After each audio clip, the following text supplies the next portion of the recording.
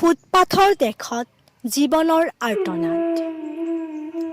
পথসজ্জাত নিদ্ৰিত মহিয়সী নাৰীৰ কথা কমৰেডৰ প্ৰতি। কথা প্ৰণৱ খাৰজাৰা, আবৃত্তি বৰষা বৰ্মন। গতিমান সময়ৰ লৌহ আঘাতত ক্ষতবিক্ষত আমাৰ দেহ মন। প্ৰতি আঘাততে সাৰ পাই উঠে নতুন দিনৰ চেতনা।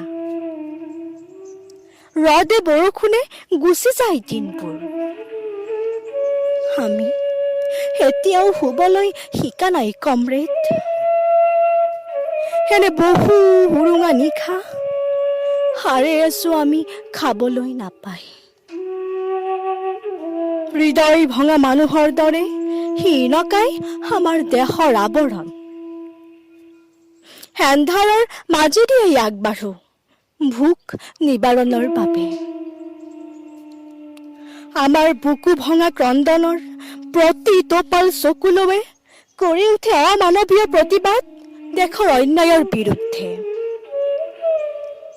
পেটৰ ভোকত জুই দপদপকৈ জ্বলিছে কমৰেড।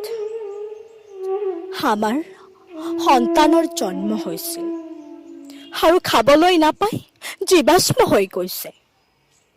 তথাপি আক্ষেপ নাই, সেই পৃথিৱীৰ স্বপ্নকে বুকুত সাৱটি জীয়াই আছো, য'ত স্বাধীনভাৱে সকলোৱে ভোক নিৰাময় পথত ব্ৰতী। পথসজ্জাত নিদ্ৰিত নাৰী আমি। আমাৰো সপোন থাকে, হৃদয় থাকে, থাকে হেবুকু মৰম। আমি কিয় পৰি ৰওঁ হেলাগি হৈ, নিঃসংগ হৈ ৰাজপথত? কমৰেড,